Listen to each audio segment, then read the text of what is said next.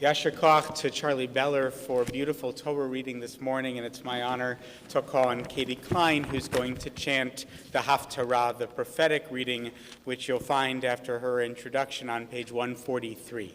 Thank you. For those of you who don't know, I grew up in Pittsburgh. My parents' house is a 15-minute walk from Tree of Life, as is the synagogue where I learned to read Hebrew and chant Haftarah, and where I celebrated my bat mitzvah and my afraf. Many of you were here on Rosh Hashanah when I spoke about how important Beth Am is to me, with its commitments to its neighborhood and our city, to prayer and scholarship and social justice and deliberately cultivated community.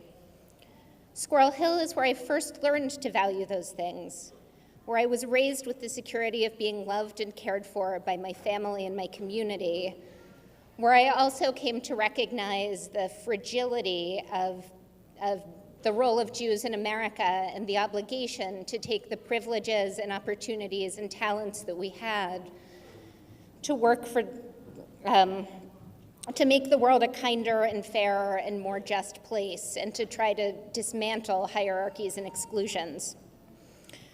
And Squirrel Hill is small, and it's close-knit. Among the dead from last Saturday, Richard Gottlieb was a dentist who was a colleague of friends and mentors of mine at the Squirrel Hill Health Center, of the people who first taught me to care for immigrant and refugee patients. Jerry Rabinowitz was a family doctor who cared for patients with HIV and AIDS during the worst years of the AIDS epidemic. He and my father were friendly from their recent service together on the board of Hebrew Free Loan of Pittsburgh.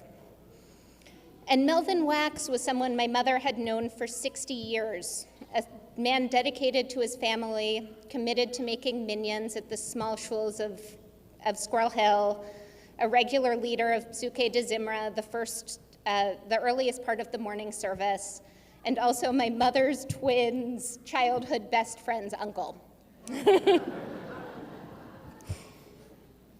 This has been a hard, sad week. But we're gathered here today to comfort and to mourn in the aftermath of last week's attacks, but also to pray and to study and to do the things that Jews always do on Shabbat. And so now it's my job to try to connect last week's attack and our shared grief and anger to the Haftarah that I'm about to read. This reading from the beginning of the book of Kings starts with a vivid image of King David approaching death. The connection to the Parsha, which includes the deaths of Abraham and Sarah, is clear. These are readings that are about death, about dynasty, about succession. In David's age and illness, he's unable to get warm. His courtiers decide that the best thing to do to respond to this situation is to find a beautiful young woman, Abishag, to lie with him and ease his cold. In further illustration of David's frailty, he does not consummate this relationship. Taking advantage of David's illness, his son Adoniah rises up to seize power, seeking to displace his half-brother Solomon as the king's successor. The prophet Natan, worried that David is unaware of Adoniah's claim to the throne, approaches Solomon's mother Bathsheba to share his concern. Bathsheba and Natan inform David of Adoniah's actions. David then takes an oath, swearing that Solomon will succeed him as king. Bathsheba replies, Yechi Adoni Hamelech David Leolam. May my lord King David live forever. Of course, David's life was coming to an end. His son Solomon did succeed him as king, but the united kingdom of Israel would end with Solomon, and the rule of the Davidic dynasty in the southern kingdom would end a few centuries later with the Babylonian exile. For a few thousand years, at least since the time of the Talmud, when Jews have said, David Melech Yisrael Chai V'Kayam, King David of Israel lives and reigns, we have alluded to a coming messianic era in which suffering will end and the rule of the Davidic dynasty will be restored. I don't know that I believe that a literal Messiah is coming, but I do believe, even during weeks like this one, that a better world is possible.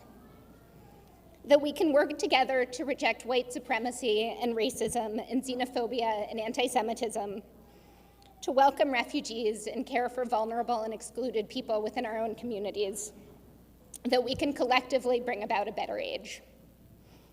Yechi Adoni HaMelech David Le'olam.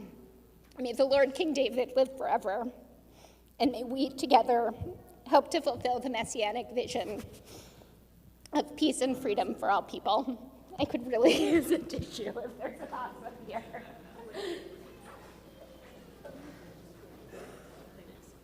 I'll find it, Katie.